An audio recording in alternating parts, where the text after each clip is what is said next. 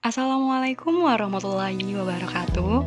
Pada kesempatan kali ini, kami akan membahas mengenai penilaian kelas.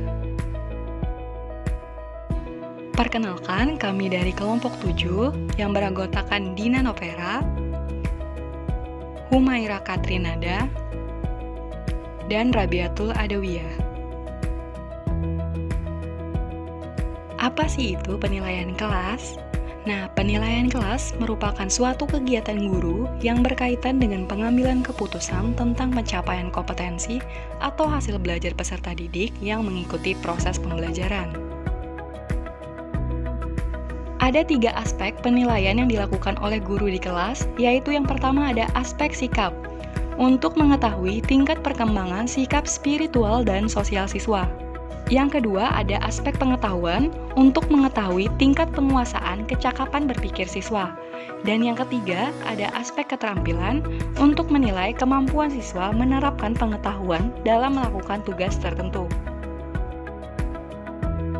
Bentuk-bentuk instrumen dalam penilaian kelas menurut Soeharto 2009 dan Ratno Harsanto pada 2007, yaitu yang pertama ada penilaian untuk kerja, yang kedua ada penilaian sikap, yang ketiga ada penilaian tertulis, dan yang keempat ada penilaian proyek, dan yang kelima ada penilaian produk, keenam ada penilaian portofolio, dan yang ketujuh ada penilaian diri. Tujuan penilaian di kelas oleh guru hendaknya diarahkan pada 4 tujuan, yaitu yang pertama ada penelusuran, untuk menelusuri proses pembelajaran anak didik sesuai atau tidaknya dengan rencana pembelajaran. Yang kedua, ada pengecekan untuk mencek adakah kelemahan-kelemahan yang dialami anak didik dalam proses pembelajaran. Yang ketiga, ada pencarian untuk mencari dan menemukan hal-hal yang menyebabkan terjadinya kelemahan dan kesalahan dalam proses pembelajaran. Yang keempat, ada penyimpulan untuk menyimpulkan apakah peserta didik telah menguasai seluruh kompetensi yang ditetapkan dalam kurikulum ataukah belum.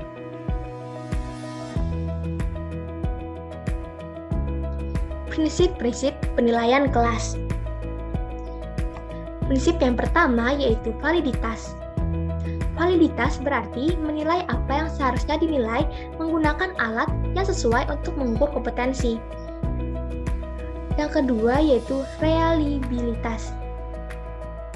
Penilaian yang hasilnya cenderung sama jika menggunakan alat yang sama walaupun waktu yang digunakan berbeda. Prinsip yang ketiga yaitu adil dan objektif. Adil berarti penilaian tidak menguntungkan atau merugikan peserta didik karena berkebutuhan khusus serta perbedaan latar belakang agama, suku, budaya, adat istiadat, status sosial ekonomi, dan gender. Penilaian dikatakan memiliki objektivitas apabila dalam melaksanakan penilaian itu tidak ada faktor-faktor subjektif yang mempengaruhi. Prinsip selanjutnya yaitu kontinu. Dengan dilakukannya penilaian yang berkali-kali, terencana, dan bertahap, maka guru akan memperoleh gambaran yang lebih jelas tentang pencapaian kompetensi peserta didik. Selanjutnya yaitu komprehensif atau menyeluruh. Yang dimaksud dengan penilaian yang menyeluruh adalah atas berbagai segi penilaian, yaitu mencakup keseluruhan materi, mencakup berbagai aspek berpikir, melalui berbagai cara yaitu tes tertulis, tes lisan, tes perbuatan, pengamatan insidental, dan lain sebagainya. Selanjutnya yaitu praktibilitas.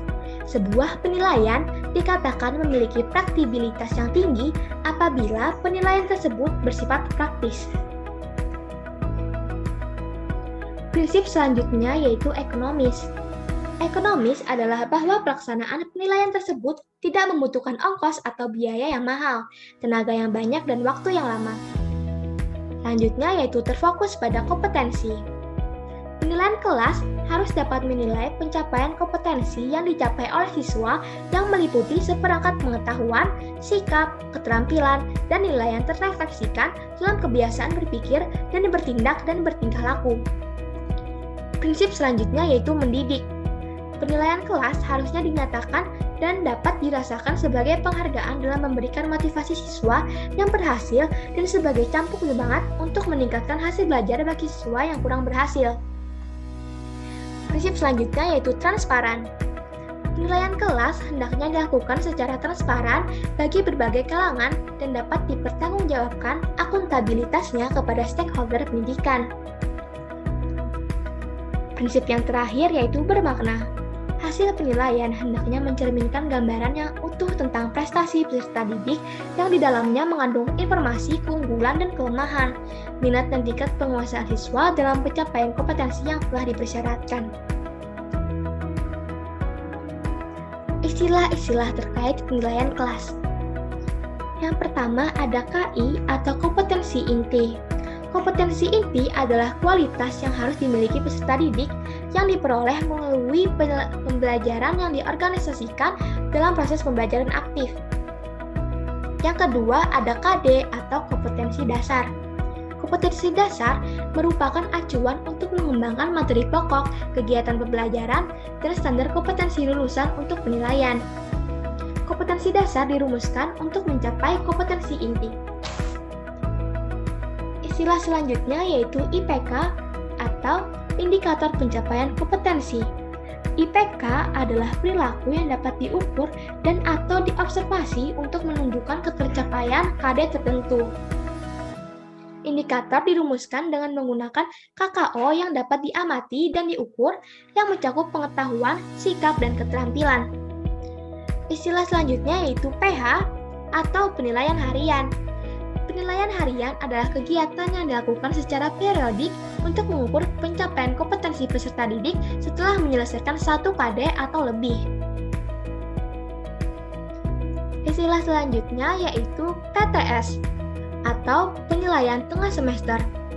PTS adalah kegiatan yang dilakukan oleh pendidik untuk mengukur pencapaian kompetensi peserta didik setelah melaksanakan 8-9 minggu KBM.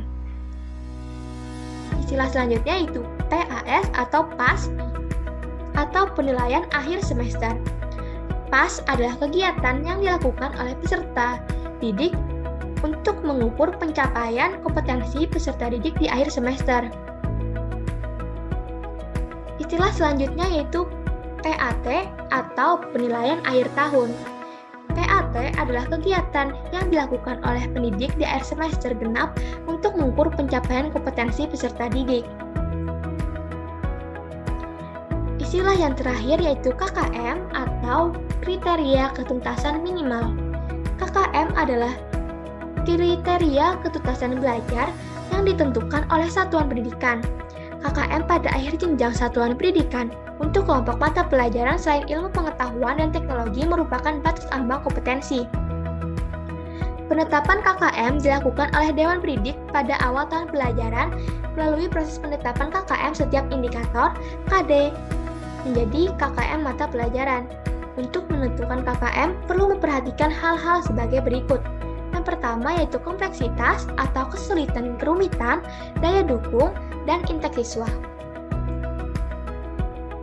Selanjutnya yaitu manfaat penilaian kelas. Manfaat penilaian kelas antara lain sebagai berikut.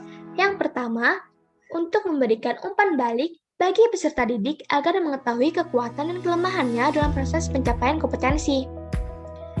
Yang kedua yaitu untuk memantau kemajuan dan mendiagnosis kesulitan belajar yang dialami peserta didik sehingga dapat dilakukan pengayaan dan remedial.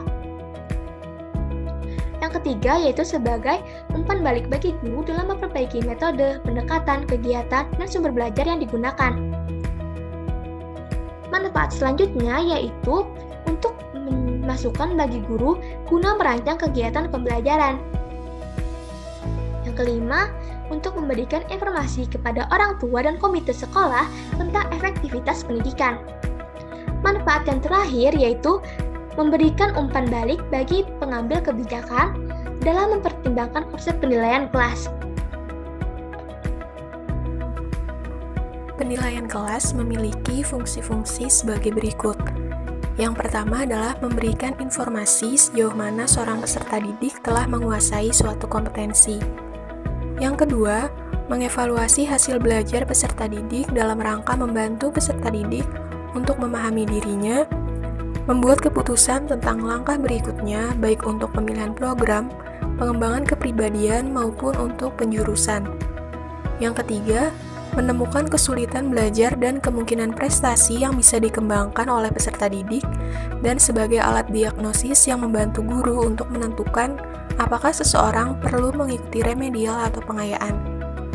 Yang keempat, untuk menemukan kelemahan dan kekurangan proses pembelajaran yang sedang berlangsung guna perbaikan proses pembelajaran berikutnya.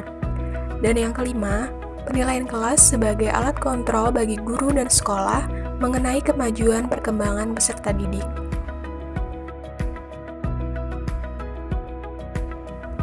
Selanjutnya adalah penerapan penilaian kelas. Keseluruhan proses penilaian kelas dilakukan melalui langkah-langkah sebagai berikut. Yang pertama adalah perencanaan dan penyusunan alat penilaian. Tahap perencanaan sendiri terdiri dari langkah menjabarkan kompetensi dasar ke dalam indikator pencapaian dan menetapkan kriteria ketuntasan setiap indikator.